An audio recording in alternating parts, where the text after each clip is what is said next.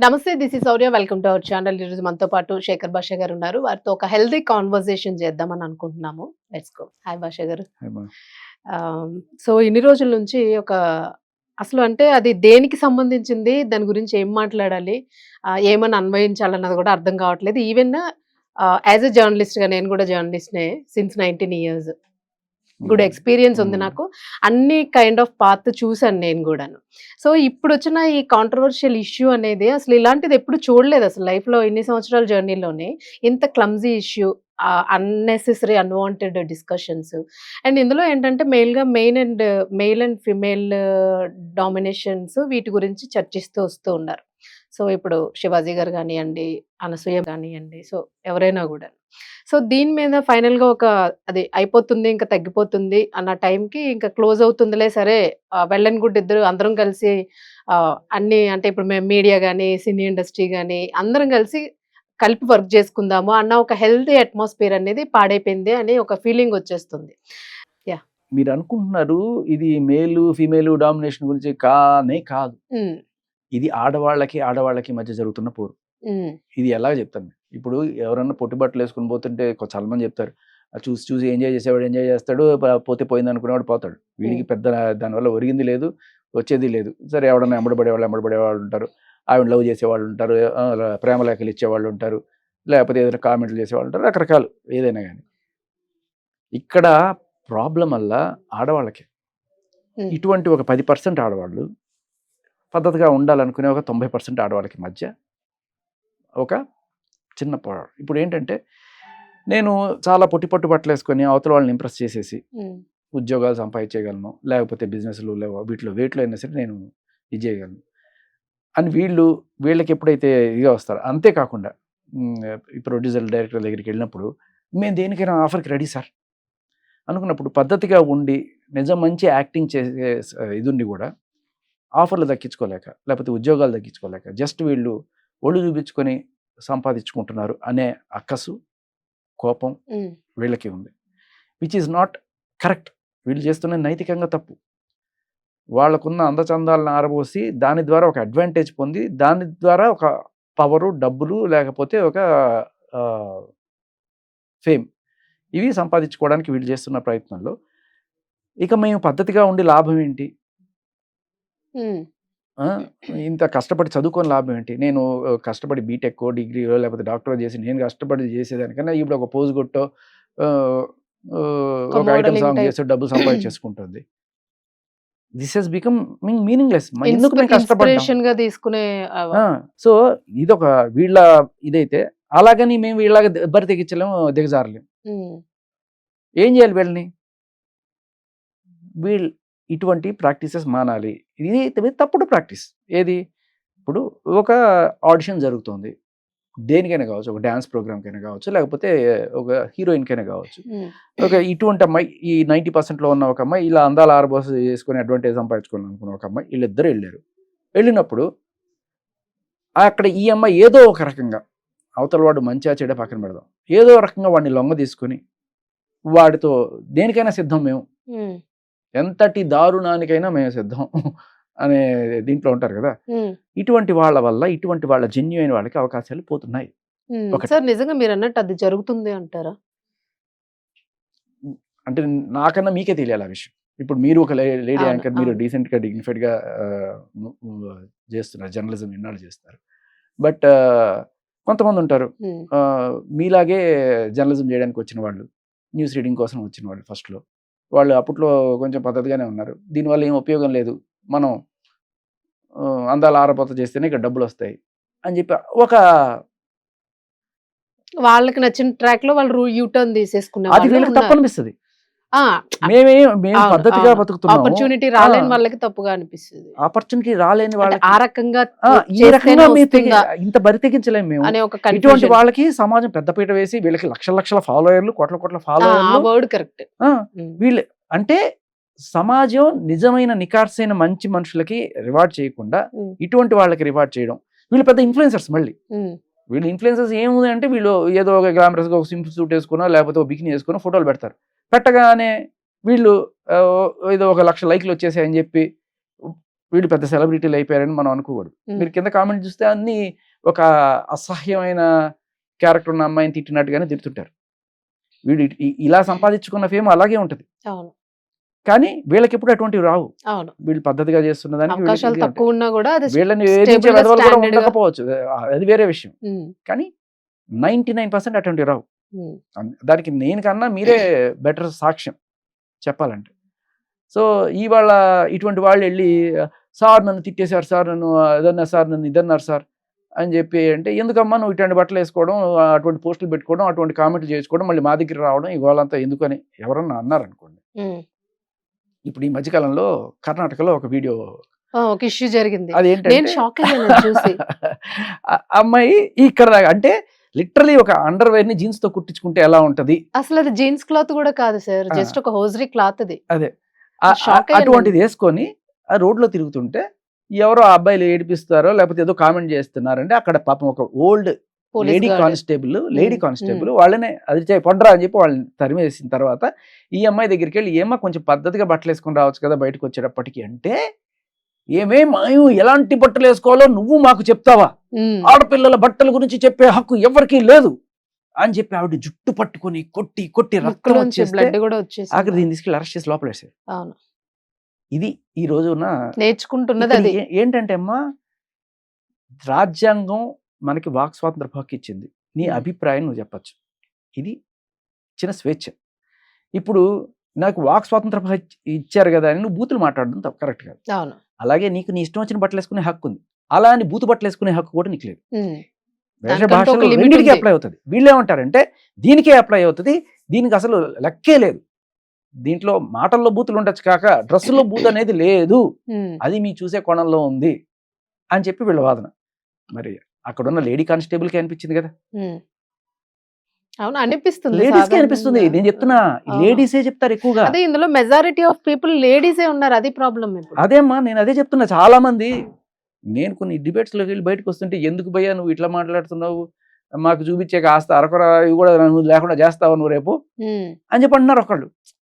చూసి ఎంజాయ్ చేసే వాళ్ళు ఉన్నారు తప్ప వెనకాల ఇప్పుడు మీరు ఈ సార్ ఇప్పుడు నాకు ఒక డౌట్, అంటే ఎంత నాలెడ్జ్ ఉన్నా కూడా ఈవెన్ ఈ రోజు మా జర్నలిజం అనేది కూడాను ఏదో అంటే ఉప్పు కారాలు తింటే నిజం చెప్పండి అని అంటే ఆ వర్డ్ కి నిజంగానే నరాలు రగిలిపోయినట్టు అనిపించింది. బట్ ఇది మన సబ్జెక్ట్ కాదు, ఇది నన్ ఆఫ్ బిజినెస్ అన్నట్టు అనిపించేసింది. లేదమ్మా నేను చెప్తా ఇది టైం వేస్ట్. అనసూయ గారి వీడియో గురించి మీరు మాట్లాడుతున్నారు. ఆవిడ ఒక వీడియోలో ఇలా వెళ్తూ అండ్ మీరు ఉప్పు కారాలు తింటే నిజం రాయండి, నా కంటెంట్ మీద బతుకుతున్నారు అన్నట్టుగా మాట్లాడింది. అది అసలు అంటే యాజ్ ఏ ఆవిడ కూడా ఒకప్పుడు జర్నలిజం ఒక స్క్రీన్ మీద చూసాము, మరి జర్నలిజం చేశారో లేదో నాకు తెలియదు కానీ మీకు ఒకటి చూపిస్తా. ఓకే, ఎవరి మీద బతుకుతున్నారని మీరు చెప్పండి ఇప్పుడు. ఓకే, మీకు 2011 నవంబర్లో 2011 నవంబర్ అప్పటికి జబర్దస్త్ అనేది పుట్టలేదు, 2013 నాకు తెలిసి జబర్దస్త్ వచ్చింది. దాంట్లో ఒక స్కిట్ చేశాను నేను, నా ఓన్ స్క్రిప్ట్ నేనే వచ్చి జస్ట్ ఒక ఆర్జేగా నన్ను ఇన్వైట్ చేసినప్పుడు నేను వచ్చి చేసిన పర్ఫార్మెన్స్ అది. దాంట్లో ఒక స్కిట్ చూపిస్తాను మీకు. చైనాకి వెళ్ళాలంటే మనం వీసాలు పాస్పోర్ట్లు చాలా చాలా తీసుకోవాలి కదా, అండ్ ఒలింపిక్స్ జరిగినప్పుడు ఎవరైనా వెళ్ళాలనుకున్నా కూడా సరదాగా చూసి రావాలనుకున్నా కూడా కానీ కనబడుతుందా? చాలా తక్కువ ఎఫర్ట్ తోటి చైనా అయిపోయే ఒక అద్భుతమైన మార్గం చెప్తారు. ఎవరైనా వస్తారా? ఈ యువకుడికి మనం ఏ ఎఫర్ట్ లేకుండా, ఇప్పుడు చాలా మందికి రాదు, కొంతమందికి వస్తుంది. పోనీ చేతితోటి నాలుగుతోటి చేతిని టచ్ చేయగలరా? ట్రై చేయండి. Very good. దీన్నే చైనాకి పోవడం అంటారన్నమాట. ఓకే, సో ఇదే సీన్ ఎక్కడ చూసినట్టు గుర్తు సార్ నాకు. ఇప్పుడు చూపిస్తా. Anasuya, by any chance are you interested? వెళ్దామని ఉందా చైనాకి? నిజంగా? సరే కానీ నీకు అంటించడం వచ్చా? ముక్కుతో నాలికని చేస్తావు అలా అని. అదృష్టం అది వస్తే నిజంగా. పోనీ చైనా అలా టచ్ చేయగలవా? చూపించండి. చైనాకి పోవడం అంటే చెయ్యి నాకిపోవడం అంటే ఇదేనండి. Okay, same script. అది బిఫోర్ మీరు, ఇది రీసెంట్ది. సో అది మీరు 2011 లో జబర్దస్త్ ఎక్కడమ్మా? 2011. మీకు కావాలంటే ఇప్పుడు కొట్టి చూడండి. జీ తెలుగు కామెడీ క్లబ్ లో నవంబర్ టైంలో నేను చేసిన ఒక కామెడీ స్కిట్లో ఉమ్, నాకు తెలుసు అది నా జోక్. నేను ఏదో స్క్రోల్ చేస్తే టక్కున ఏదో వచ్చింది, వేరే ఇదేంట్రా అని చెప్తే, ఇప్పుడు సరే అది కూడా కొంచెం అటు ఇటుగా వేసుకోవచ్చు, కానీ ఇది కేవలం పాయింట్ టు పాయింట్ అవును. డైలాగ్తో సహా యాజ్ ఇట్ ఈజ్ కాపీ కొట్టేసి, ఉమ్, ఇది ఏంటమ్మా, ఎవరి కంటెంట్ మీద ఎవరు బతుకుతున్నారు చెప్పండి ఇప్పుడు. పారాసైట్స్. సో వీళ్ళు మనల్ని అంటారు, మళ్ళీ మీడియాని అంటారు. ఉమ్, సరే, అంటున్నారు. అంటే అదే అంటున్నా, ఇప్పుడు చాలా జరుగుతాయి ఇట్లాంటివి, చెప్పాల్సిన అవసరం రాదు ప్రతిసారి. అదే పనిగా నువ్వు ఇది అని చెప్పినప్పుడు నీ అవకాశం ఇది అని మనం చూపించాల్సి వస్తుంది. ఉమ్, అంతే. ఉమ్. సో సార్, అంటే ఈ ఇష్యూలను ఓవరాల్ గాను చూసుకుంటే ఫీమేల్ డ్రెస్ గురించి ఏదైతే ఒక కాంట్రవర్సీ వచ్చిందో ఇప్పుడంతాను, దీని వల్ల నిజంగానే సొసైటీలోని మనం ఇచ్చిన మెసేజ్ ఏమీ లేదు సరి కదా. పబ్లిక్ నుంచి వచ్చింది మాత్రము రియల్గా వాళ్ళ హార్ట్స్లో ఏముంది అనేది ప్రతి తల్లిదండ్రుల నుంచి, ప్రతి అన్నదమ్ముల నుంచి, ప్రతి హస్బెండ్స్ నుంచి, ఈవెన్ ప్రతి ఒక్కరు కూడా మెసేజెస్ అనేవి వాళ్ళ హార్ట్ఫుల్గా ప్రజెంట్ చేశారు. ఇంకా అందులో మధ్యలో ఎవరో కొన్ని చిచ్చోరాలు ఉంటారు, వాళ్ళు ఏవో పెడతారు, అది మనకు సంబంధం లేదు. బట్ ఇక్కడ హై మెజారిటీ ఆఫ్ పీపుల్ నిజంగానే మన యాజ్ ఏ ఇండియన్స్ గాను మన కల్చర్ ఇది ఇట్లా ఉండాలని మేము కూడా కోరుకుంటున్నాం అనేది. సో ఆ ఉమెన్ కి వచ్చినది జెంట్స్ కి ఎందుకు ఆ మద్దతు అనేది, జెంట్స్ నుంచి ఎందుకు ఆ రెవల్యూషన్ రాలేదు? తప్పుగా అనుకోకండి, ఇది ఏదో లేదు, మరి ఇప్పుడు అదే రెచ్చగొట్టాలన్న అంటున్నా. క్వశ్చన్ కాదు ఏం అసలు. లేదు, నేను చెప్తా ఇప్పుడు సో మీరు వినండి. మేల్ అండ్ ఫీమేల్ ఈక్వల్ అని నేను భావిస్తాను, చాలా మంది నాలా అదే భావించే వాళ్ళు అసలైన ఉంటారు. ఫెమినిజానికి నిదర్శనం అది. ఇప్పుడు ఆ. వీళ్ళు చేస్తున్నది సూడో ఫెమినిజం అంటారు దీన్ని. ఇప్పుడు మీరు గమనించండి, ఒక మగాడికి అన్యాయం జరిగినా కూడా ఉమ్, ఇలాగే వచ్చి మాట్లాడగలిగే వాళ్ళు నిజమైన ఫెమినిస్ట్. ఈక్వల్ గా బ్యాలెన్స్ చేయగలగాలి ఆ, ఏదైనా సొసైటీకి. అంతేకా లేదు, ఈక్వాలిటీ అనే దాంతోనే పుట్టింది ఫెమినిజం. మగవాడికి కూడా ఎవరన్నా సరే ఇలా అన్యాయంగా మాట్లాడుతున్నారంటే వాళ్ళ తరపున వెళ్ళి మాట్లాడే వాళ్ళ నిజమైన ఫెమినిస్టులు. దానికి ఆడమగ తేడా లేదు, ఫెమినిజం అంటే అదే. నిజం చెప్పాలి, నేను ఒక ఫెమినిస్ట్, ఈక్వాలిటీ కోసం పోరాడుతున్నాను నేను. ఇక్కడ మీరు గమనించండి, శివాజీ గారిని నార్సిస్ట్ అన్నది ఆవిడ. తర్వాత ఈ చిన్మయ్య గారు వచ్చి ఏంటి, నువ్వు చీర కట్టుకో, మెట్లు పెట్టుకో, ఇవన్నీ చేసుకో, నువ్వు మాకెందుకు చెప్తావు, నువ్వు కట్టుకో ఆ చీర ఏదో అని చెప్పి ఆయన చిన్మయ్య నువ్వు చేయనులా, లేకపోతే అనసూయ నువ్వు చేయాలలా, ఆయన హీరోయిన్లను ఉద్దేశించాడు. మరి మాకు అని హీరోయిన్ అంటే ఆవిడ హీరోయిన్ అనుకోవడం, లేకపోతే ఈవిడ కూడా హీరోయిన్ అనుకోవడం అన్న దాంట్లో అందరినీ జనరల్గా ఉద్దేశించిన దాన్ని పట్టుకుని నువ్వు మమ్మల్ని అనేసావు అని చెప్పి ఆయన్ని చాలా డెరోగేటరీగా మాట్లాడారు. ఆయనగా ఆడవాళ్ళు చీర కట్టుకోమని చెప్పడం భూతేం కాదు కదా, బట్ మగాడిని నువ్వు చీర కట్టుకోమడం ఏంటి, డెరోగేటరీ కదా. అది ఇండియన్ కల్చర్ కాదు యాక్చువల్గా, అది డెరోగేటరీ. ఇప్పుడు మీకు ఎగ్జాంపుల్ చెప్తా. ఒకనొక ఇంటర్వ్యూలో సంధ్యారెడ్డి గారు కొంచెం ఫియర్స్గా మాట్లాడుతూ, నువ్వు ఆయన మురళీ శర్మ తీసి నువ్వు ఇక్కడ పాస్ పోస్తావు పోయి రోడ్లో దాన్ని పోయి మనం అంటది. సో అది డెరోగేటరీ ఆవిడకి. ఆవిడ ఏదో ఒక హీటెడ్ డిబేట్లో అన్నా కూడా ఒక ఆడపిల్లని నువ్వు అలా రోడ్లో పోయగలవా, పోయి చూద్దాం అంటే అది ఇబ్బందికరం. అవును. సేమ్ మగాళ్ళని కూడా నువ్వు చీర కట్టుకో, లేకపోతే నువ్వు గాజులు వేసుకో అంటే వాడికి అది డెరోగేటరీ. అవును. కానీ ఇక్కడ దీనికి ఎటువంటి శిక్షలు లేవు, మగాడికి మోడెస్టీ అనేది లేదు. ఇక్కడ ఈవిడ మోడెస్టీ ఆఫ్ ఎ ఉమెన్ని కించపరిచిన కేసులో ఈవిడ కేసులు పెట్టుకోవచ్చు. ఇక్కడ మోడెస్టీ ఆఫ్ ఎ ఉమెన్ అనే మ్యాన్ అనే క్వశ్చనే లేదు. వాడిని ఏమైనా తిట్టుకోండి. ఇప్పుడు ఉన్నారు మన కృష్ణకుమారి గారు, ఆ గంగాధర శాస్త్రి గారు ఒక మాట అన్నారు, ఏమంటారు, అదే అర్ధనగ్నంగానో లేకపోతే పొట్టి పొట్టి బట్టలు వేసుకుంటూ మగాళ్ళని ఆకర్షించాలనే ఉద్దేశంతో ఇటువంటి బట్టలు వేసుకునే ఏ ఆడదైనా సరే వేశ్యతో సమానం అని ఆయన అన్నమాట. ఆయన ఈవిడ తీసుకొని అదే మాటని ఈవిడ ఏమంటదంటే ఏంటది, దగుల్బాజీ, ఒక దగుల్బాజీ అని చెప్పి ఆయన సంబోధించింది. సరే, అది ఆయనకి డెరోగేటరీ కదా దగుల్బాజీ అనే మాట. ఆయన గురించి పెద్ద మాట్లాడేవాళ్ళు ఎవరు ఉంటారు. ఎందుకంటే మగాడు పట్టించుకోవాల్సిన అవసరం లేదు. మగాడికి బేసిక్లీ మోడెస్ట్ అనేది లేదు, రెస్పెక్ట్ అనేది లేదు, ఏం లేదు. మనకి ఎక్కడ కూడా రెస్పెక్ట్ మ్యాన్ అని చెప్తారా? చిన్నప్పటి నుంచి రెస్పెక్ట్ ఉమెన్ అని పెంచుతారు, ఎక్కడ పడితే అక్కడ రాస్తారు, కానీ రెస్పెక్ట్ మ్యాన్ అనేది రాయరు. చట్టంలో కూడా మోడెస్ట్ ఆఫ్ ఎ మ్యాన్ దానికి సంబంధించిన సెక్షన్ ఏం లేదు. మోడెస్ట్ ఆఫ్ ఎ ఉమెన్ ఏంటండి, మోడెస్టీ అంతే బై పర్సన్. పెట్టుకోండి, ఇలా కేసులు పెట్టుకోవడానికి ఉపయోగపడుతున్నాయి తప్ప ఇదేం లేదు. ఇప్పుడు ఈయన అన్న మాట తర్వాత ఇప్పుడు ఏమంటుంది తెలుసా, అవునండి పొట్టి పొట్టి బట్టలు వేసుకుని అలా ఆశించే వాళ్ళు వేసేలే, అయితే వాళ్ళకి హక్కులు ఉండవా? వాళ్ళ కోసం నేను పోరాడతాను, మంచిది. ఇప్పుడు ఇటువంటి బట్టలు వేసుకుని అదేగా చెప్పేది, వాళ్ళ కోసం పోరాడుతున్నారంటే ఓకే డన్. ఇప్పుడు ఇలా పొట్టి పొట్టి బట్టలు వేసేయాలని చెప్పి ఈవిడే ఒప్పుకున్నట్టు కదా, అంటే ఇలా వేసుకున్న వాళ్ళందరినీ వేసేయాలని ఈవిడే అన్నట్టు కదా, ఆయన అన్నారని అంటూ ఈవిడే ఉంది. ఉమ్, ఆయనకి ఈవిడికి తేడా ఏంటి?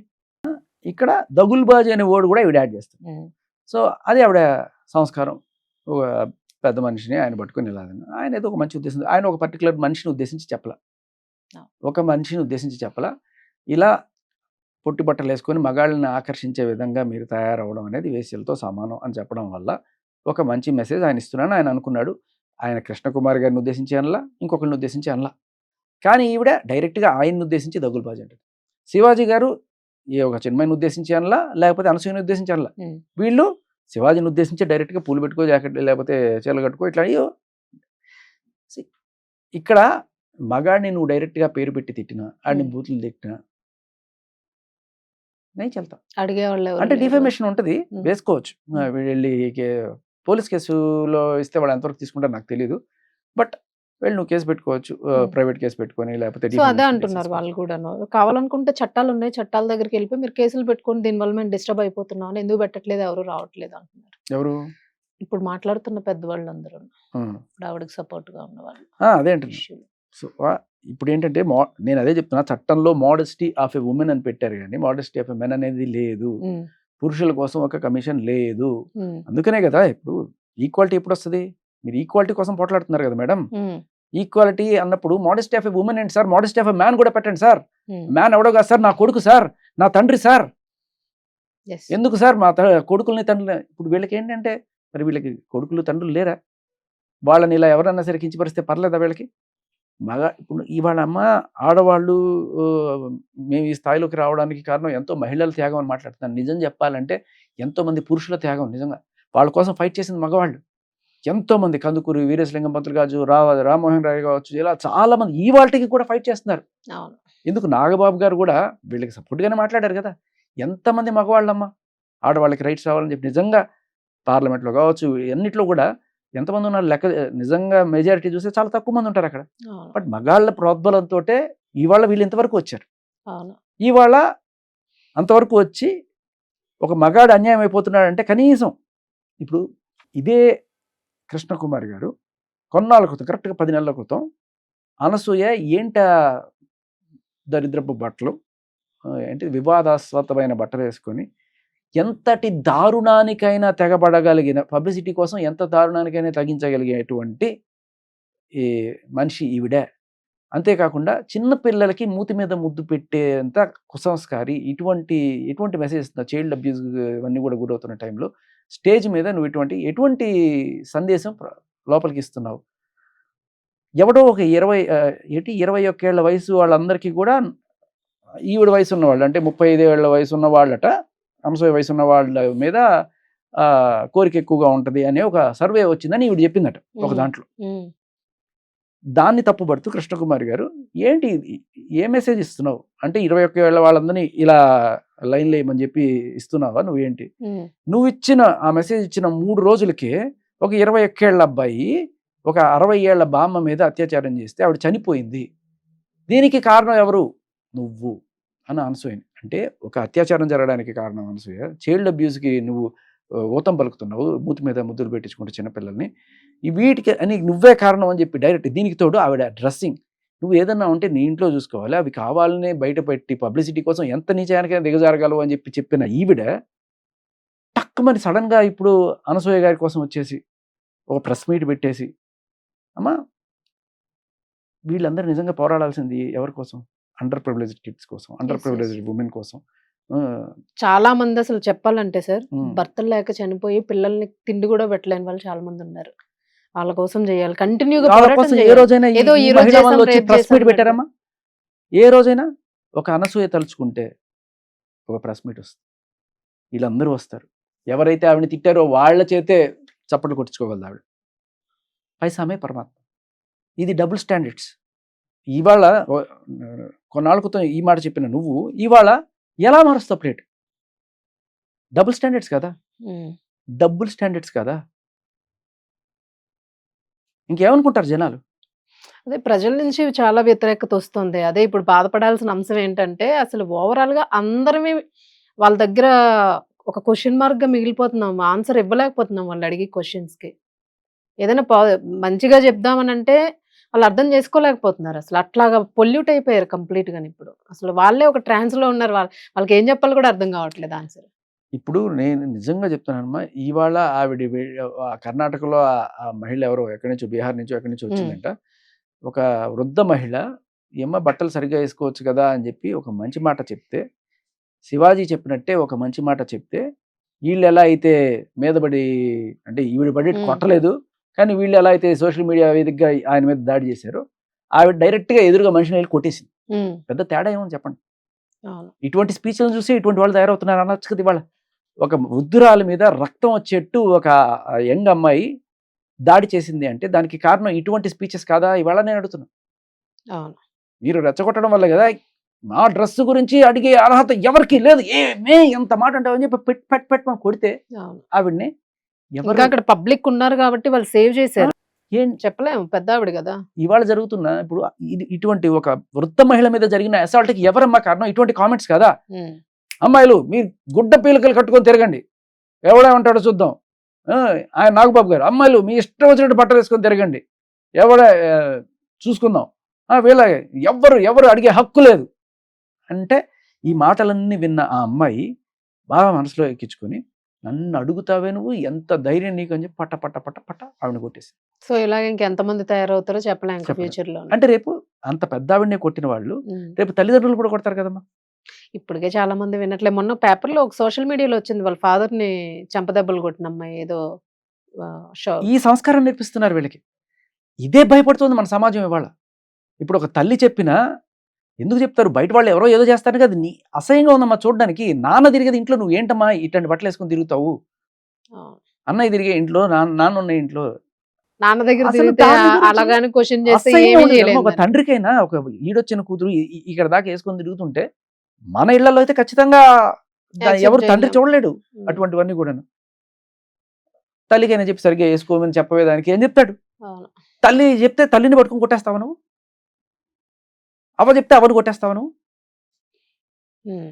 ఇలా అంటే ఇ- ఇవి ఇది రప్చర్ చేయడానికి తప్ప పుండుని ఖచ్చితంగా అమ్మా ఆ! వీళ్ళు ఇప్పుడు నేను అంటున్నా ఆవిడ కరెక్ట్ అనసూయ సొల్యూషన్ గారు లేదు. ఆ కామెంట్ చేసిన 3 రోజులకి ఈ 21 ఏళ్ల అబ్బాయి ఆ బామ్మ మీద అత్యాచారం చేశాడని చెప్పి కృష్ణకుమారి గారు ఇచ్చిన స్టేట్మెంట్ లాగానే కృష్ణకుమారి గారు 3 రోజుల క్రితం ఇచ్చిన అమ్మాయిల డ్రెస్ గురించి మాట్లాడే అర్హత ఎవ్వరికీ లేదు, ఎవరైనా మాట్లాడితే ఖబర్దార్ అని చెప్పిన మాట విన్న ఈ అమ్మాయి ఆ బెంగళూరులో వాళ్ళని పట్టుకొని చితగొట్టేసింది. హ్మ్. రక్తం వచ్చేట్టు కొట్టింది ఆవిడని, ఒక లేడీని.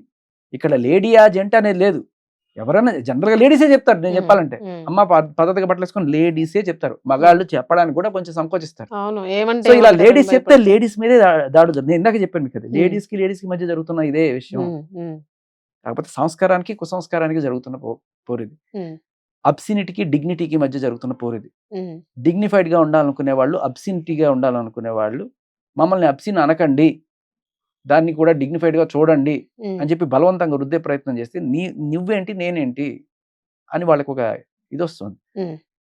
సో సార్ ఇప్పుడు మీరు కేస్ గూడా ఫైల్ అయింది. మీ పేరు గూడా ఉంది దానిలోని. సో మీరు ఎట్లా ఫేస్ చేయబోతూ ఉన్నారు? సో సీరియస్‌లీ నేను ముందరే అన్నాను. అలా ఇప్పుడు ఇది అమ్మా వాక్ స్వాతంత్రపు హక్కు. హ్మ్. మీరు నన్ను ఒక అభిప్రాయం అడిగినప్పుడు నాకు చెప్పే హ్మ్. స్వేచ్ఛ ఉంది. ఇది స్వేచ్ఛకి సంకెళ్ళు. ఖచ్చితంగా ఇప్పుడు ఈ కేసు పెట్టడం నిజంగా ఒక మంచి పరిణామంగా నేను భావిస్తాను. హ్మ్. ఎందుకంటే ఇప్పుడు ఈవిడ ఒకటి అనుకుంటోంది. శేఖర్ చేసింది తప్పు కాబట్టి పోలీసులు కేసు నమోదు చేశారు. కాదు. ఇది ఫస్ట్ ఇన్ఫర్మేషన్ రిపోర్ట్. ఓకే. ఇప్పుడు జడ్జి గారు తీర్పు చెప్తారు. మేబీ ఒక వారం రోజులు కావచ్చు, లేకపోతే నెల రోజులు కావచ్చు. అప్పటికి మీకు అందరికీ ఓపిక ఉంటే పర్లేదు. ఈ లోపల ఇది చల్లారిపోయినా ఎవరికీ ఏం తెలీదు. హ్మ్. బట్ కొంతమంది క్వాష్‌కెళ్ళొచ్చు. క్వాష్‌కెళ్ళినప్పుడు ఇది చేస్తారు. హ్మ్. చూసినప్పుడు ఏంటి నేను చేసిన తప్పు. హ్మ్. ఒక మనిషి నా మీద నాకు అభిప్రాయం అడిగినప్పుడు నేను ససాక్ష్యంగా ఇదిగో నేను ఎక్కడైనా అబద్ధం చెప్పానా? ఇప్పుడు కృష్ణకుమార్ గారు అన్న మాటలో ఏమన్నా అబద్ధం ఉందా? యాజ్ ఇట్ ఈస్‌గా 10 నెలల క్రితం వీడియో రికార్డ్స్ దొరుకుతాయి మీకు. ఏదైనా సరే నేను ఉన్న సాక్ష్యాన్ని ఊటంకి ఇస్తూనే మాట్లాడాను తప్ప ఎవరిని కించపరుస్తూ అయినా ఒక మాట మాట్లాడుంటే నన్ను ఇది చేయండి. బట్ మీరు చేసిన దాన్ని నేను చూపిస్తున్నాను. ఇప్పుడు రాశి గారి ఫలాలను నువ్వు అన్నావని చూపించాను. సోకు పళ్ళను నువ్వు పాడావనే చిన్మయికి చూపించాను. మీరు అలా పాడేసి అవతల వాళ్ళు డిగ్నిఫైడ్గా ఉండాలనుకున్నప్పుడు మీరు ఫస్ట్ నేర్చుకోండి అని కదా నేను చెప్పాను. దీంట్లో ఏ రకంగా తప్పుని చెప్పాను.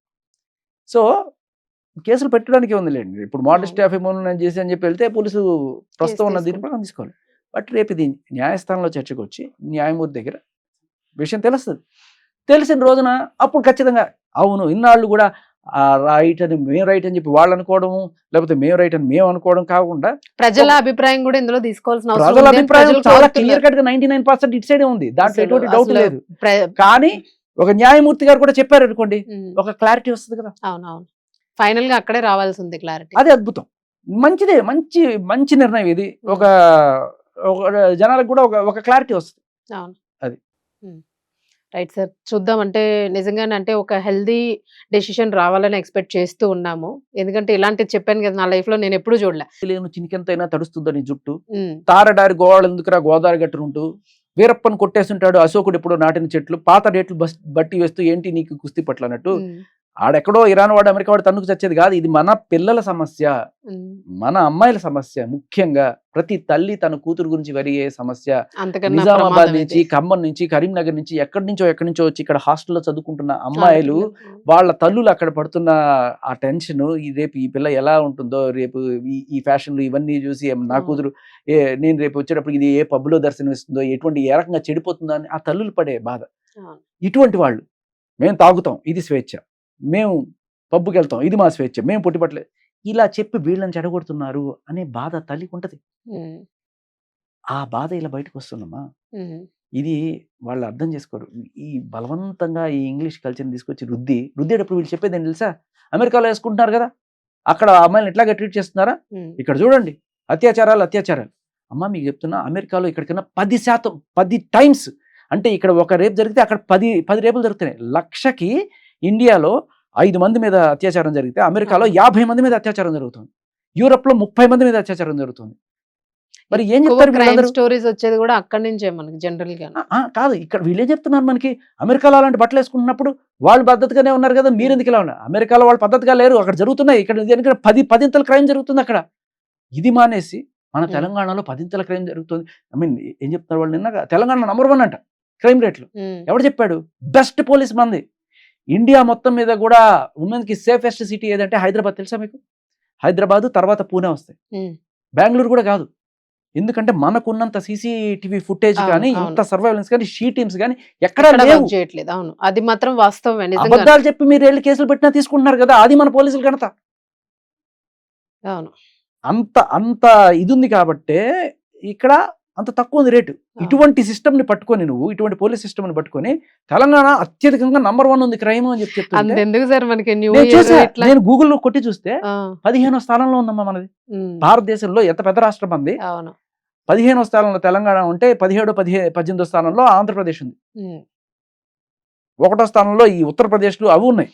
అవును. అంటే అత్యధిక రేపులు జరిగే ప్రదేశాలు. ప్రదేశంగా. మన వాళ్ళు పద్ధతిగా ఉంటారు, పద్ధతిగా ఉండడానికి ఇష్టపడతారు. ఇప్పుడు బానే ఉంది కదా, ఇంతకన్నా వాళ్ళ తక్కువ సంరక్షణ వాళ్ళు చూసుకోవడానికి ప్రయత్నిస్తూ ఉన్నారు ఇంకాను. So Right. దాన్ని కూడా మనం ఇంకా కొలాబ్స్ చేద్దాం అంటే ఇంకా అంతకన్నా ఇది ఇంకేముండదు. సో అదే అమెరికాని చూపించి ప్రధానికి అంటే అమెరికా ఇదేంటంటే మా పొరుగింటి పొలకు రుచి, నీకు నుండి ఇండియాలో మనుషులు కాదు, మనం ఎందుకు పనికిరాము, మనం వేస్ట్ కాళ్ళము, అదిగో అది వాళ్ళు సూపర్ అనుకో. ఎందులో సూపర్ అమ్మా? రేపులు చేయడంలో వాళ్ళు మనకన్నా ఆ రకంగా డెవలప్ అవుతాము మనం. Right sir. భాష గారు, ఎట్టి పరిస్థితుల్లో అంటే ఖచ్చితంగా దీని మీద మంచి డెసిషన్ రావాలని కోరుకుంటూ ఉన్నాము. ఇంకా దీనికి నిజంగానే మీరు అన్నట్టు మార్పు మంచిది రావాలి. అది ఏంటొస్తుంది అనేది ఒక సస్పెన్స్ అయితే ఉంది. బట్ ఏదైనా మంచి మార్పు రావాలని కోరుకుందాం. ఫ్యామిలీస్ హ్యాపీగా ఉండాలి, సొసైటీలో ఉన్న వాళ్ళు మన వలన అంతే. ఇబ్బంది పడకుండా వాళ్ళు ఫ్రీగా ఉండాలి అనేది కోరుకోవాలి. ఎందుకంటే బాగా డిస్టర్బ్ అయ్యారు అందరూ. Thank you sir.